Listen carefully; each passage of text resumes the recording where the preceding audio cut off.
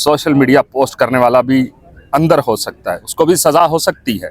और उसके बाद जो डिजिटल मीडिया है या सोशल मीडिया, उसकी तारीफ़ क्या है, ये एक बड़ी डेवलपमेंट है जिसके ऊपर काम हो रहा है। और अब जो लौंडे लपाड़े आके सोशल मीडिया के ऊपर एक दूसरे की तज़हीक करते थे और आम शख्स को का जीना हराम कर देते थे, उन लोगों के लिए एक बुरी खबर है।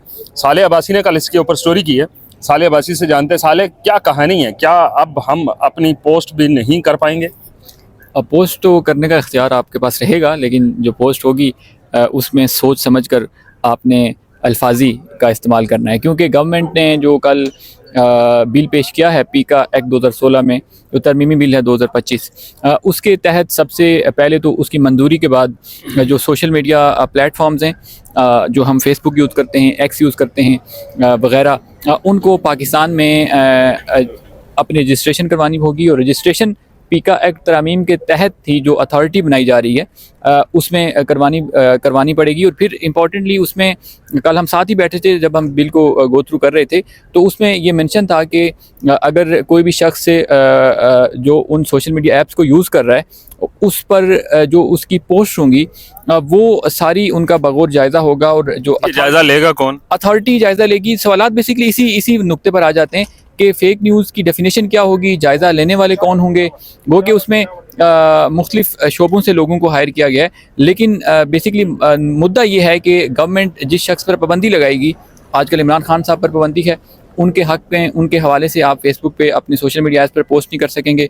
इसके अलावा मिसाल के तौर पर कोई पोस्ट होती है फेसबुक पे जो मुझे लगती है कि यार इसमें जो है वो मेरे ख़िलाफ़ प्रोपेगेंडा किया गया है, फ़ेक न्यूज़ फैलाई गई है, तो अगले 24 घंटे के अंदर हम उसको अथॉरिटी में रिपोर्ट करने के पाबंद होंगे। फिर ट्राइब्यूनल भी बने हुए हैं, सोशल मीडिया प्रोटेक्शन एजेंसी भी बनी हुई है, मुख्तलिफ इस बिल के तहत इदारे भी कायम होंगे। एक नई एजेंसी भी सामने आई है।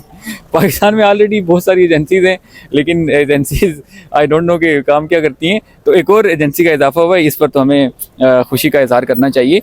और साथ ही साथ जो इम्पोर्टेंट इसमें बात यह है ये जो तरमीम लाई गई हैं, ये आपने देखा होगा कि हालिया दिनों पाकिस्तान में एक्स की बंदिश हुई है, सोशल मीडिया ऐप्स की बंदिश हुई है, इंटरनेट की बंदिश हुई है, तो उस पर हम देखते थे कि अदालतें सवालात उठाती थी बाहर कैफ की ये बंदिश क्यों है, क्या वजूहात हैं। तो गवर्नमेंट कोई लीगल कवर उस तरह से प्रोवाइड नहीं कर पा रही थी, लेकिन डिलेइंग टैक्टिक्स से, लेकिन लीगल कवर नहीं था। तो ये तरमीम मंजूर होती हैं तो इसके बाद गवर्नमेंट के पास एक जवाब भी हो जाएगा कि यार ये देखें हमारा कानून है, इसके फ़लाने शिक के तहत वायलेशन हुई है, फ़लाने के तहत हुई है। तो मैं समझता हूँ, मैंने चूँकि तजिया निगारों से भी बात की है, जो डिजिटल मीडिया एक्सपर्ट्स हैं उनसे बात की है, तो नो डाउट सारिफ का जो प्रोटेक्शन है वो ज़रूरी है, लेकिन यहाँ पर यह तय करना ज़रूरी है कि जो इदारे इस सारी चीज़ को कंट्रोल करेंगे, क्या वो एक जनरल सारिफ की प्रोटेक्शन करेंगे या जो अपने मफादात और अपने जो बयानिए हैं लेकिन यहाँ पे एक सवाल और पैदा होता है कि ये जितने भी अथॉरिटी बने, एजेंसी बने, लेकिन एक आम सारिफ का जो डाटा है वो तो सिक्योर नहीं है, वो उसकी सिक्योरिटी की जिम्मेदारी कौन उठाएगा? उसकी सिक्योरिटी की जिम्मेदारी के लिए तो पाकिस्तान में कोई मैकेनिज़्म ही नहीं है। पाकिस्तान में जितना सोशल मीडिया आम हुआ है, लेकिन उसमें जो साइबर सिक्योरिटी के पॉइंट ऑफ व्यू से जो ब्रीच है, जो ऐसा स्लॉट है कि जो लूप्स हैं जहाँ से सारिफ का डाटा चोरी हो सकता है, लेकिन उस पर तो ऐसा बात नहीं होती, डिबेट नहीं होती। वो आफ्टर ऑल जो सारिफ हैं उन्हीं को मैनेज करना पड़ता है अपने डाटा की प्रोटेक्शन के हवाले से। लेकिन दूसरी तरफ जो दूसरे बिल की आपने बात की, डिजिटल नेशन बिल, अब उसमें गवर्नमेंट ये करने जा रही है कि आपका, मेरा या हमारे कैमरा पर्सन का, सबका जो डाटा होगा वो एक अम्ब्रेला के नीचे जो है वो होगा। और उसको गवर्नमेंट बुनियादी तौर पर कह तो ये रही है कि हमने डिजिटलाइज करने के लिए सारी चीज़ें मोबाइल पर अवेलेबल होने के लिए सारी प्रोटेक्शन है, लेकिन उस पर भी सवालात हैं। मतलब ई नेशन की तरफ जा रहे हैं। वो ई नेशन की तरफ तो तब जाएंगे, ज़रूरी है ये चीज़ें करनी चाहिए, लेकिन पहले आप इंटरनेट तो मुकम्मल बहाल करें।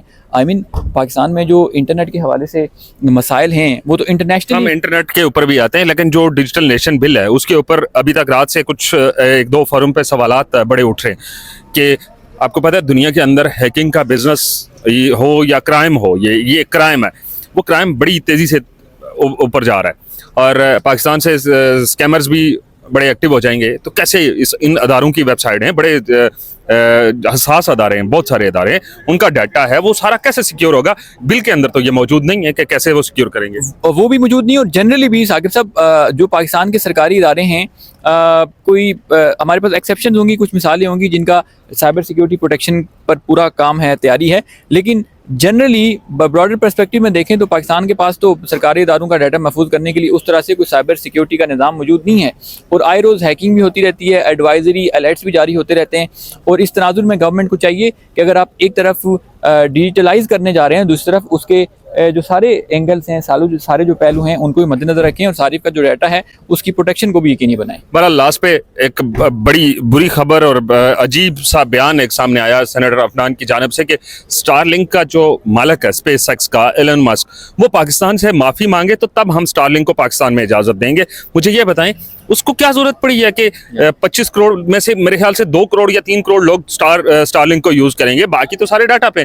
वो क्यों 2 करोड़ या 1 करोड़ लोगों के लिए वो किसी से माफ़ी मांगे कि उसने पाकिस्तान के खिलाफ बात की थी? और वो इस वक्त आपको पता है यूएसए की गवर्नमेंट का हिस्सा भी है, जो अपकमिंग गवर्नमेंट है। तो ये मतलब इस बयान को किस तनाज़ुर में देखें? ये सर पॉपुलिस्ट बयानबाजी जो पाकिस्तान में चलती रहती है वही हैं। आप देखें, पहली तो बात ये है, जिस तरह आपने कहा कि एलोन मस्क जो दुनिया भर में अपनी सेटेलाइट इंटरनेट की सर्विसेज प्रोवाइड कर रहा है, वो पाकिस्तान के 2 करोड़ सारिफिन के लिए क्यों माफ़ी मांगेगा? और फिर माफ़ी मांगने से कबल उसको जो 2022 से क्वेश्चन चल रही हैं लाइसेंस की, अभी तक तो वो हो नहीं सका।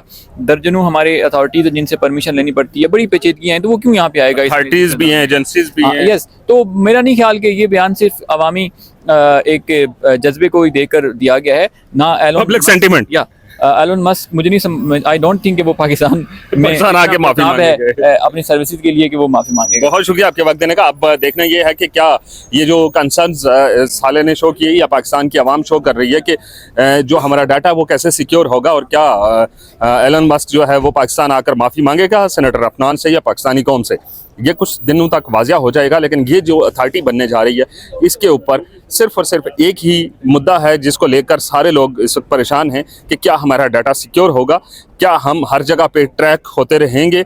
लोग इसके ऊपर सवालात उठा रहे हैं। दीजिए इजाज़त, अल्लाह हाफ़िज़।